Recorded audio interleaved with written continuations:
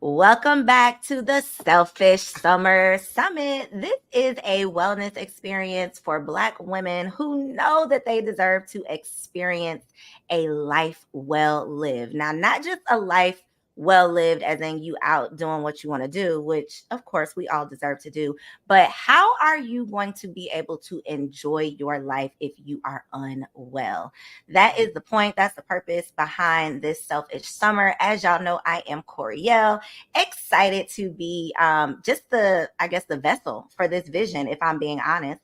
It dropped in my spirit to host this wellness experience for Black women who truly deserve to live well. All women deserve to live well, but my Black women have a special place in my heart. So I am beyond excited for this opportunity to get into a conversation on acupuncture, traditional Chinese medicine with the Dr. Brittany Woodard Hampton. So welcome to the summit. Thank you for being here. Thank you for having me. So yes. I'm sorry, I cut you off. So I posted how this all started. Let's even talk about how I even ended up, as one of your patients. So I posted a couple months ago on Instagram about my trip to the Chinese Medical Center to get acupuncture. And one of my followers who knows that I am all Black girl everything says, "Sis, I see you like acupuncture. Let me tell you about a Black woman who is doing some acupuncture right here in Atlanta." And she tagged your page. I made an appointment. Just recently had my second visit with you, and I'm always looking for opportunity to promote and celebrate and support amazing people that are doing the work. So I definitely had to find out if you could participate. And so I'm so excited that you are here because acupuncture is one of those modalities I don't believe enough Black women know enough about. So for starters, I would love for you to just explain, what is acupuncture? Yeah. So I agree with you. Acupuncture is not something that many people in our community know about at all. So acupuncture is the use of needles, like on my shirt, using the use of needles, placing them in different parts of your body to help your body to heal itself. So our bodies are constantly trying to heal itself. We just sometimes put obstacles in the way of its healing itself. And so acupuncture helps to remove those obstacles to create healing. And that's it in a nutshell. That's a very quick synopsis of what acupuncture is. Yeah. And so explain the chi, like the because it's a totally different way of thinking. Like even when we're talking, you always kind of have to reference like, well, this is what it is in Eastern medicine versus how we typically think based on Western medicine that we grew up with. So talk about like the flow of energy that Chinese medicine is based on. Yeah. So acupuncture is obsessed with balance. So the premise behind acupuncture is that we look out into nature and mimic nature in our bodies. So nature is constantly in balance. When the seasons have a flow, everything has a flow to it. And so in Chinese medicine, and specifically in Qi, we are trying to create this natural flow. So nothing is too excessive or too deficient or too high or too low. It's just this natural flow. And so what Qi is, it is your life force. And for your more Western knowledge people out there that are listening, it is just the generalized energy that flows throughout your body that keeps you alive, that keeps you awake, that keeps you able to do the things that you do in your regular life. In the Western world, we just call that the energy to like to wake up in the morning. That is what Qi is.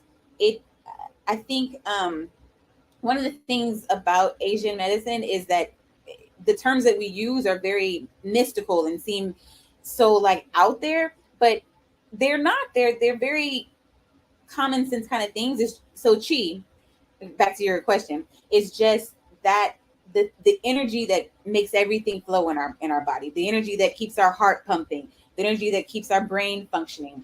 It's just that. Yeah. And so the needles are used they go in specific points to like maintain balance or bring balance back into the energy flow. Talk about like the actual needles. Like how are the needles helping with this energy flow? Yeah. So in Chinese medicine, we believe that there are these highways in the body that influence our health and wellness. And these highways, some people know them as meridians, some people know them as channels, or some people know them as highways. But there are these literal highways. I wish I could share my screen. Can I share my screen? You might be able to. Will it let you? Let's see. Let's see.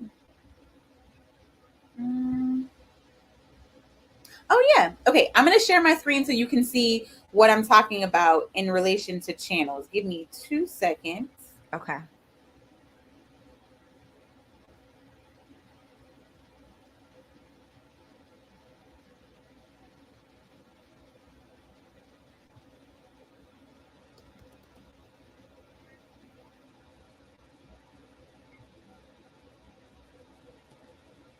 And ladies, while we are waiting on her screen to come up, let me know in the chat, have you tried acupuncture?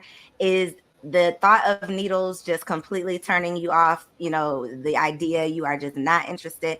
I will say, and I'm sure we'll get into this, but there is a sensation with acupuncture, but it's not a pain associated with acupuncture. So for anybody who is out there like, I am completely turned off by the idea of voluntarily poking myself, it is not as bad as it probably looks.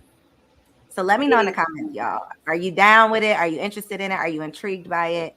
Let me know. Okay. Share screen. Oh, okay. It's not going to let me. It just said denied. So, anyways. You. I'm sorry. No, it's okay. I can just talk about it. So okay. There are these highways in your body that influence your health and wellness. And so on an initial visit with me, I do different diagnostic exams to help me understand how well your body's functioning and where your channels are either out of balance or over functioning or under functioning. And that influences where I put the needles. And so the needles are literally in those highways or channels or meridians that we were talking about. Yeah. I wish I had a picture of it. I can, send me the picture and I will send it to them. So they will have a visual. So they'll have a visual. I'll make sure that they get that along with, your contact information, of course. Yeah. For anybody local to Atlanta, y'all definitely have to check her out. And I want to talk about the Kendrick Hill. I want to talk about that too. Just this oasis of just health and wellness. But talk about the diagnostic testing that you do, because what we are used to is you going in, you're getting your blood pressure checked, you getting your, and you do some of the, some similar things, but we're used to much more, I think, invasive testing than what Eastern medicine does. So talk about the different diagnostic tests and then the ones that you specifically do. Yeah. So in Chinese medicine, the classical diagnostic tests that we are taught in school are feeling the pulse and looking at the tongue. I don't do those 2 exams. So if you're used to acupuncture and you're used to your acupuncturist doing those 2 exams, it's not that they're not valid. They're completely valid. It's just that my patient population is usually people who've never had acupuncture. And the 2 exams that I do are, you can see it. So with feeling the pulse, it's really difficult to have a patient to touch their pulse and be able to feel the differences in the pulse. But I look at the ear, and the ear, I take a picture of your ear. And so we're looking for discolorations, pronounced blood vessels, or anything that looks different than the model that I have. And so we look at that ear. The ear is a map of your entire body. And it also is a historical record of everything that's happened in your body. And so in the initial exam, I'm looking for, like I said, discolorations or pronounced blood vessels. And then also, what color are those discolorations? So if they're really dark, they've probably been there for much longer. If they're light, then it hasn't been there that long. And so that exam actually tells me what's going on in your body, how long it's been going on in your body, how best to treat that thing that's going on in your body. And you're right, it's very invasive. It's very non-invasive. It's literally just taking a picture of your ear. So no insertion, no anything. It's just a picture. And so that's why I really like that exam, because you can see what I'm seeing. It's not just me telling you, oh, this and that is happening. No, you can see it. You can see like, oh, that area was dark. Oh, and that corresponds to something that I actually am experiencing in my body. So that's one of the exams that I do. I look at your ear. And then the other exam that I do is I press on your belly. And so I actually do have a chart of that in my office. I don't know. Can you see this? Okay. So on the belly, there's different parts of the belly that correspond to different channels in your body. And so on initial visit, I just press all along your belly, and you let me know if anything is tender or uncomfortable. And if it is, then I put a sticker there, and then I do a treatment for that. And that tells me also how healthy your channels are and how best to treat you. I cannot lie, y'all. I was so intrigued by this ear thing because one of the things that, I mean, I have been like the weird friend, the crazy girl that's into all this like alternative medicine for more than a decade now. I have been the weirdo one, right? So I've done iridology where you Yes. read your eyes, but I didn't know that you could do that with your ear. I do reflexology massages. So I know that, within Chinese medicine, everything is connected to everything. There's feet maps, there's eye maps, there's ear maps, there's teeth maps, where each There's of your tongue maps. everything. So it's just so disheartening to me, honestly, how disconnected we are from our own bodies, that those concepts are like foreign, or they sound weird, or it's like it's almost unbelievable because we're used to looking at things totally different. So I love that Chinese medicine really does show you how everything is truly connected. And then what I love about you specifically, is can't nobody understand a Black woman like a Black woman. There are certain nuances, there are certain things that we've experienced, there are certain things that we are prone to, there are certain environmental things that are just unique to us. And so to have the Eastern medicine coupled with a Black woman's perspective, I think that is just priceless. So I love that you are, able to kind of stand in that gap for women who, we didn't grow up. Our mamas wasn't doing acupuncture. Okay. My mama think I'm crazy when I talk about acupuncture. Like it's foreign for us. And so I want to talk about the major differences that you feel, between Eastern and Western, and how you feel we could benefit from learning more about Eastern medicine. Okay. So we were talking about the diagnostic test. So this is one of the charts. This is the ear chart that I was talking about looking at the ear, and you can see the different discolorations or pronounced blood vessels. So it kind of brings it home to you. But going back to your question, one of the main differences that I found in Western medicine and Eastern medicine is the approach to disease. So earlier I mentioned that acupuncture is obsessed with finding balance. Just like in nature there's balance, in us there's balance. And so acupuncture is not trying to make something overactive or underactive. It's just trying to find that balance.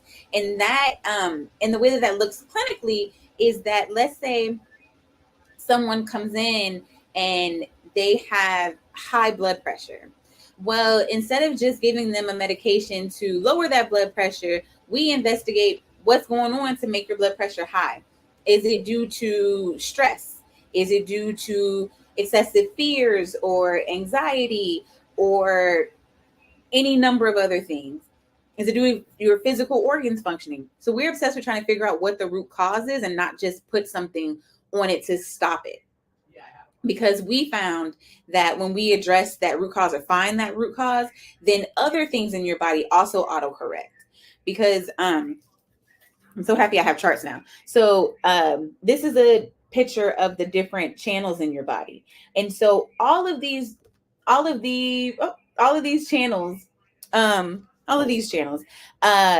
cause high blood pressure. It can cause any number of illnesses. And so in Chinese medicine, we're trying to figure out what that root cause is and then how best to treat you. So 5 different women can come into my office with headaches. And from a Western medicine perspective, they would probably just give them, Advil or ibuprofen or something just to stop the headache. But I'm trying to figure out, why do you have that headache, and address that. So that's what I found to be the major premise behind, or the major difference behind Eastern medicine and Western medicine, is the whys, and not just masking. Not just the prescription. Like let's pinpoint the root versus just trying to put a Band-Aid on it and collect a check, which is how I equate Western medicine, and how most of I literally just wrote an article about just like the assembly line, wham, bam, get out of my office type of experience that we have with Western medicine, and versus the experience that, the care that is provided with Chinese medicine. And it's not even just the provider, it's literally the whole premise of Chinese medicine is like your well-being, whereas Western is like, okay, how can I fix this fast? It's very microwave-ish, and we're quick to diagnose things. We're quick to, tell you what you have, and y'all already know what that does to you mentally once you've accepted, or now you've taken ownership of this ailment, this disease. Now it's even more of a challenge for you to become well, because you probably feeling defeated now that you've been diagnosed with this thing. So I love that what Eastern medicine doesn't just rush to diagnose things, but really tries to dig deep and consider like your whole life. So I have never, and I'm gonna say never, I have never been to a traditional doctor that has asked me, well, how's your stress level? Well, what's your nutrition like? Well, are you, like they might say, how much are you sleeping? They might ask like some real basic questions, but to really show like care and consideration and just thinking beyond just this, what's manifesting right now, like the headache, that's all they're focused on is, okay, how can I give you this Tylenol to get rid of this headache, versus me really digging deep to figure out how can I help you prevent any headaches in the future. So I love that. And I can definitely attest. And I'm sure you can too, because I'm sure you have visited a regular doctor as well. What have you seen as being like the biggest maybe misconception that your clients like come to you with, or expectations that they may have that you like, girl, this ain't that? Or what are some things that people think acupuncture is? Yeah, I think that people expect it to be very, very painful. And like you said, while there is a sensation, I get acupuncture as well. And I remember being new to acupuncture and thinking this is going to hurt so bad. And it's not that bad. It's really not. So people expecting it to hurt a lot, and it doesn't. And then also, people not knowing how to use acupuncture. So that's another really big misconception, is that acupuncture is only good for relaxation. And while it does amazing things for relaxation, I'm not going to take that away from it. But acupuncture is traditional Chinese medicine is a whole system of medicine, just like Western medicine is a whole system of medicine. So basically, anything that you could go to your Western medicine doctor for, you could go to an acupuncturist for. And we would treat it differently, but we could address that thing. So my practice is focused on women's health and on pain. So fibroids, I treat a lot of women for fibroids or fertility. And so people just don't think about acupuncture for these types of things, for these internal medicine things. But acupuncture is amazing, phenomenal for internal medicine.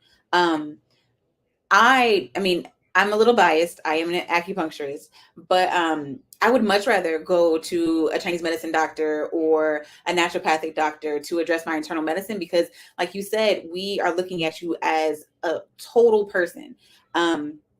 And so we're not only looking at the symptom that you're experiencing in the moment, but also the emotions that you're experiencing, because emotions in Chinese medicine specifically, we don't separate the mind from the body. It's all happening in one person. So it's all one thing. And I mean, even if you just think about like your day-to-day life, you know that if you're having a bad day mentally, you could feel it physically, and vice versa.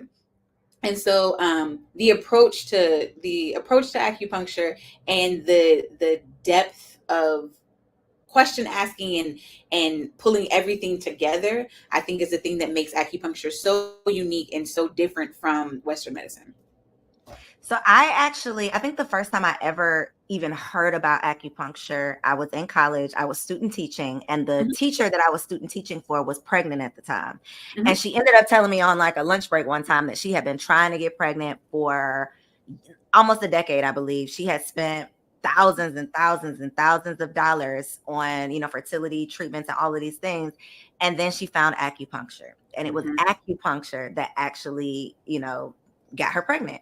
And that stuck with me. Now that didn't make me, I wasn't trying to get pregnant, so I didn't like run out and try acupuncture, but that always stuck in my mind, hearing this, firsthand from someone with that experience. And now that I know a little bit more about the channels and the chi and how, when things are in balance and when your energy is properly flowing, things can work the way they're supposed to. Your body can heal itself the way that it knows how when everything is in alignment. It makes sense that, yeah, if you get your body in alignment, you can produce a baby. What are some other uses for acupuncture? And is it only treatment or can it be preventative? Like, talk about the range of uses for acupuncture. Yeah, so that I'm happy you mentioned that. So the beauty of acupuncture is that it's not only to be used when something has happened, it can also help things not happen. So be preventative, like you were saying. And then your other question about what are the other uses for acupuncture? So like I said, you can use acupuncture for literally anything. One thing that I treat, I love treating this and I don't get enough patience for it. So maybe if you're listening, please come. I love treating dental things. So I know people don't think about acupuncture. Listening, it's me. I'm coming. What? Yes. So don't quote me on the statistic, but I think the statistic is that 98% of root canals are ineffective and they leave a little bit of the infection still in the tooth. And so acupuncture is incredible at boosting your body's ability to fight off infections. And so I have had a few patients come in. It's not their primary reason for coming in. They're coming in for something else. And they're just like, oh yeah, by the way, my tooth hurts. Or by the way, I'm about to get a root canal next week. I'm like, all right, just give me one treatment. Just give me one treatment. And then if you're going to get it, you're going to get it, whatever. But acupuncture is amazing for dental things, for gingivitis, for cavities. So that's one thing that people never think about acupuncture for. I have never forgot about that. Listen, let me tell you how God be aligning these things, okay? I am on like a rampage of just exposing all of the toxic things, all of the ill practices, all of the things. And root canals is on my list, baby. Root canals is on my list because me personally, just 6 months ago, had to have 2 teeth pulled because my root canals got reinfected. I currently have 2 more that I'm going back to get pulled. They're not infected, but now that I've learned wait before you get them pulled. Right. Wait till I get them. Wait before you get them pulled. Give me some time. Give me some time. Okay. So let's talk through this because what I found out, and y'all, this is some knowledge. I'm so glad this came up because how was I gonna bring root canals up, y'all? God. Root canals are pushed on us left and right. I have never heard a dentist talk about the risk of reinfection, the fact that you're literally leaving dead teeth in your mouth, which serves zero benefit. The fact that 9 times out of 10, if it does get reinfected, you're going to have to get the tooth pulled anyway. Just a whole host of very expensive problems to have. So now that I know this, I'm like, okay, well, I'm just going to get the teeth pulled and just save myself trouble of, them getting reinfected. But how can I talk me through how this can help me right now? Somebody who has previously had root canals and doesn't want it to get reinfected. How can you help? So I do 2 different things. So I do acupuncture for the infection and also for the pain in the tooth, if you have pain. But also one thing, so Chinese medicine, one umbrella of Chinese medicine is herbal medicine as well. And so herbally, I think it's becoming more and more popular now, but oil pulling, are you familiar with oil pulling? Okay. So oil pulling, are you familiar with ozonation, ozone? Ozone water? Yes and no. Ozone in general. So ozone is you add one more molecule to oxygen to make it O3, which is ozone, which ozone is an incredibly powerful antibiotic, antimicrobial, antibacterial gas. And so you can infuse it in different oils. And so a really popular oil to infuse ozone in is coconut oil. And so what I tell my patients who are considering getting a root canal or have like an infection, either in their gums or in their tooth, I tell them to do coconut oil pulling with ozone every day for 15 minutes. And that gets it. Like within a week, if you do it consistently for a week, it gets it. I always tell you to go a little bit longer. Just like with antibiotics, you always want to go a little bit longer than when you start to feel better. But It is an incredible thing. I haven't had one patient that did it and said, nah, my tooth still hurts, or no. So is it something that you have to redo though? Because I'm just afraid of it ever getting reinfected. Because y'all, you can do your own research on what happens when these teeth get infected, but it's nothing to play about. It's So not. is this something that I would just need to do like consistency to just consistently to make sure it doesn't get reinfected? So yes and no. So the ozone will definitely kill the infection, and coconut oil also has antimicrobial, antibacterial powers. So the combination definitely kills the infection.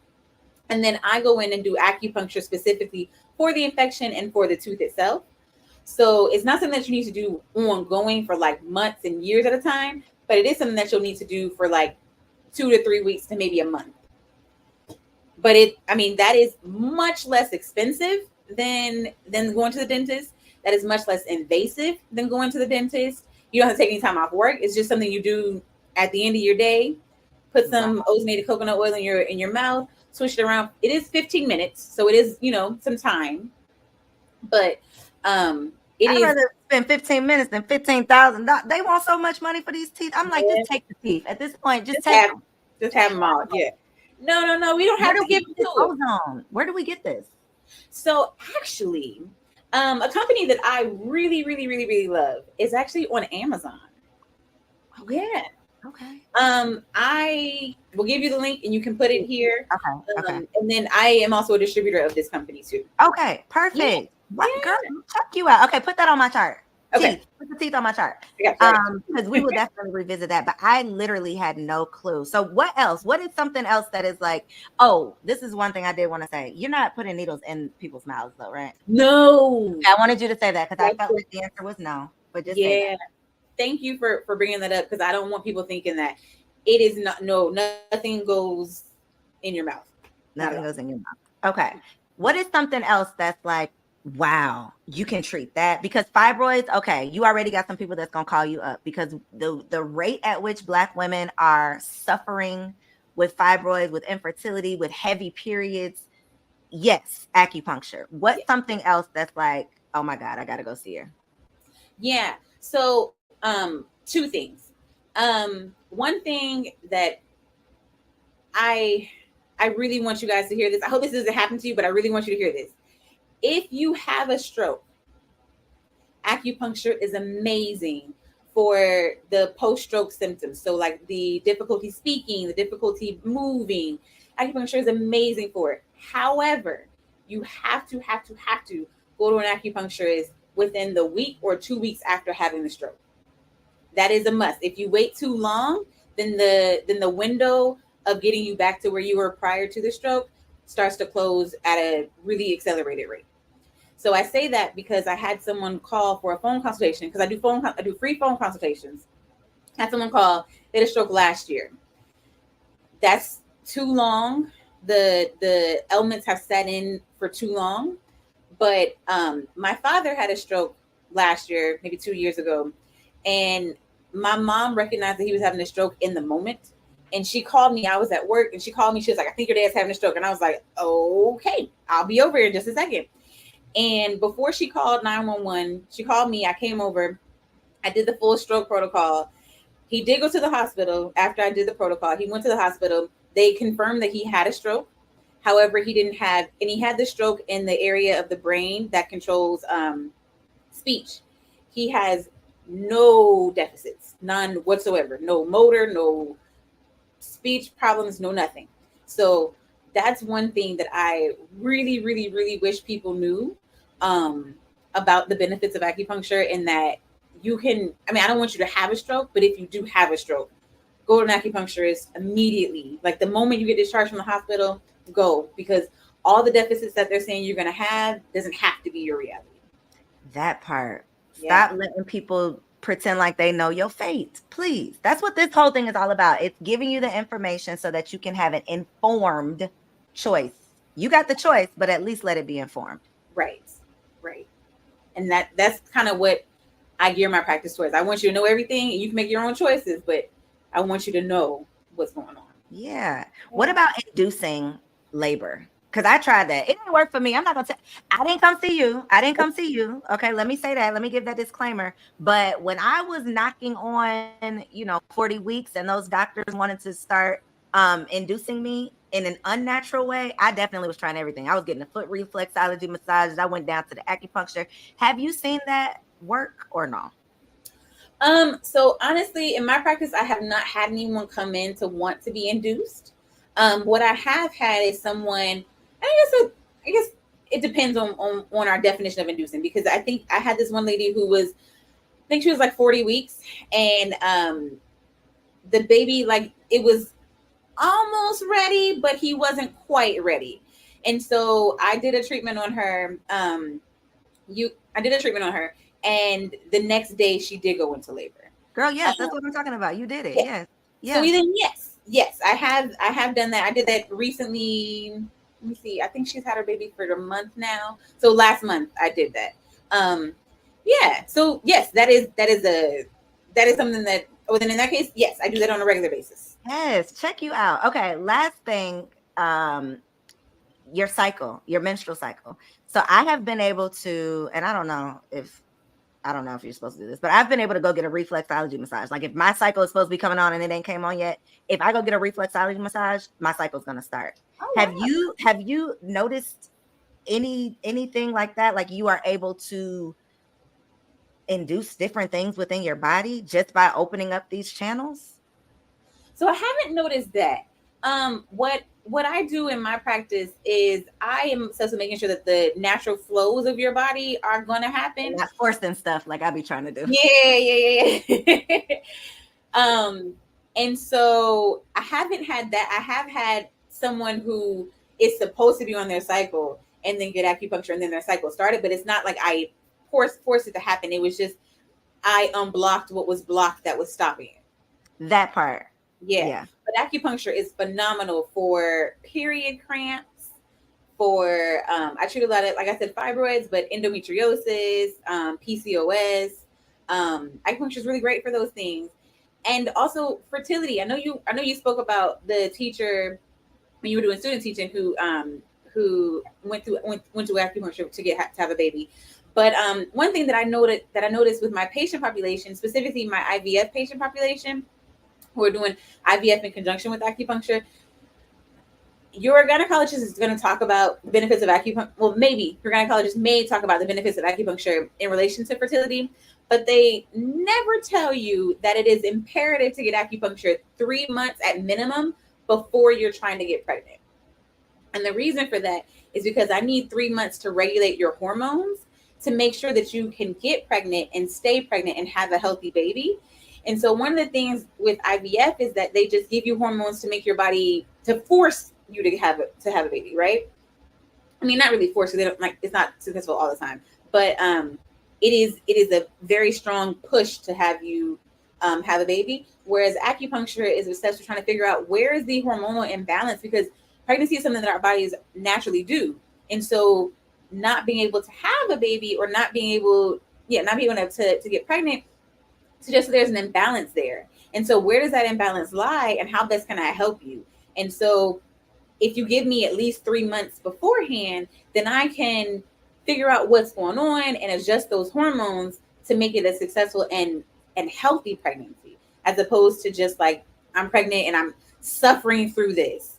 You shouldn't suffer through pregnancy. It should, I mean, there's going to be things that are going to happen, like the exhaustion and, but the overall, just like I'm sick the entire time, is not we should not be suffering, period. Even like on your period, the things that we have normalized, the normalized suffering of the Black woman. And again, this is probably all women, but I'm here for y'all. The normalized suffering has to stop. But the reason why whoever they are able to normalize suffering is because we've given over our control. We have completely just given over our entire wellness and our well-being to somebody else. And we don't even know how we can, assist ourselves, support ourselves, advocate for ourselves. In reference to fibroids though, with acupuncture, will it shrink the fibroids or just kind of minimize the symptoms? Both. It will shrink the fibroid and minimize the symptom and stop more fibroids from coming. So oftentimes I have a lot of women who have had fibroid surgery. And so they got them all out, but then like a year or two later, they came back. And so that to me is putting a Band-Aid on it. Like I cut it out, but I didn't address the reason why your body created this thing. And so acupuncture is obsessed with figuring out why your body's creating this thing, and then trying to address that, as opposed to just like, there's a fibroid, let's cut it out, let's take it out, because your body will continue to create it. Which is why it's important, to get to the root of the thing, so that you don't just keep repeating the same thing, manifesting itself basically in other ways. Exactly. Who should not get acupuncture? Like, is there anybody who they should stay away for risk, safety purposes? Yeah. Honestly, my answer is no. There are things to consider. So, if you're on blood thinners, you definitely need to tell your acupuncturist, because the amount of needles that they use needs to be very reduced, and the depth that they needle is very much shallower. And then for children, I don't treat children, so I apologize about that, but there are pediatric acupuncturists, and so children can get acupuncture, and the time that the needles are retained is much shorter. But even in pregnancy, I treat women throughout their entire pregnancy with acupuncture to kind of decrease some of the symptoms that people experience. But no, there's no reason why anyone couldn't get acupuncture. There's just considerations. Like with acupuncture with pregnancy, there's places where I can't put needles. And like for babies, there's places that I can't put needles. But the process of having acupuncture, anyone can have at any time. The other thing I wanted to mention too about pregnancy and just the importance of being proactive. And it's just so crazy how our society, we talk about preparing for every little silly thing that doesn't really matter. But when it comes to marriage and motherhood, it's like, girl, you are on your own, figure it out. God is just going to work it out. No, you need to be informed. So one of the things that I didn't know until I got pregnant was getting pregnant is half the battle. Staying pregnant, delivering that healthy baby, that's a whole nother conversation. So coming to you or seeking any type of resources to get pregnant, I think just sticking with those resources, or maintaining that level of commitment to your well-being and your wellness, it has to go the whole way, because it really is beyond just, okay, sperm meets egg. No, it's so much more. Yeah. So for my patients who are trying to get pregnant, and then when they get pregnant, and then after they get pregnant, I create a different treatment protocol for each of those things. So there are herbs and acupuncture and supplements that I want you to take to get pregnant. And then during pregnancy, that exhaustion is like no other. And so there's herbs that you can take to mitigate the exhaustion. I mean, you are growing another human, so that does take a lot of energy. But there's things that we can do to kind of help you flow through that more comfortably. And then there is a whole nother protocol. It's called like the 4th trimester, where you've had the baby and now everyone's no longer paying attention to you as mom. It's all about the baby, but there's a lot that we need to do to get your body back functioning properly, to help you heal quicker. That can be done. And so at every stage, I create a different protocol for you. So acupuncture is here to help you through the whole process of getting pregnant, staying pregnant, having baby, and then the 4th trimester. I love it. I love it. I love it. Okay. So really quick, please just give a quick rundown of this space. I am the last part of the name is failing me and I don't want to mess it up, but Kindred Healing Center. Kindred Healing Center. Y'all, this is like an oasis. It's like, I described it to my husband as a salon suite for wellness businesses. It's literally like a building with wellness suites. And they have everything. I saw everything from iridology, which is reading your eyes, to chiropractor. I mean, there are, intuitive people doing readings. Talk a little bit about the space and then tell people, where they can come find you. Yeah. So, the Kindred Healing Center is she's right. It's like a space for healing, for natural healing. So I'm here. There, I share a wall with a chiropractor, and everyone in the building is a Black-owned business. And so there are 2 Black chiropractors. There is a massage therapist who also specializes in stretch, and that is phenomenal for pregnancy, making sure that you're getting stretched on a regular basis because that makes labor so much easier. Then down the hall, if you see me looking off into space, I'm just trying to like visualize the different buildings, the different businesses. But so then there is someone who does Reiki and sound therapy. There is a mental health talk therapist. There is a hypnotherapist. Then there's an iridologist. There's a naturopathic doctor. There is someone who does crystal therapy. Then at the very end of the hall, there's a suite called Frequency, which uses sound and different frequencies to heal your body. So we try to be a one-stop shop for all of your natural healthcare needs. I love it. I mean, love isn't even a strong enough to, I couldn't believe that I had never heard about it. Like, I could not believe that this existed and I did not know about it. So if you are here in Atlanta, make sure you check them out. I will make sure that I share that information. Dr. Brittany, you are a wealth of information. You're also a Tennessee State University grad, like myself. Shout out to TSU, yes.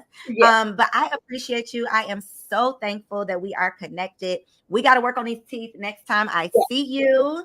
And yeah, thank you for being here. Thank you for being a part of the Selfish Summer Experience. Ladies, if y'all enjoyed this, make sure y'all follow along at Point of Health Wellness Center. Point of Health Wellness. I'll make sure y'all get that link as well. Thank you for tuning in. I will see y'all tomorrow. Thank you so much for having me. It was such a pleasure.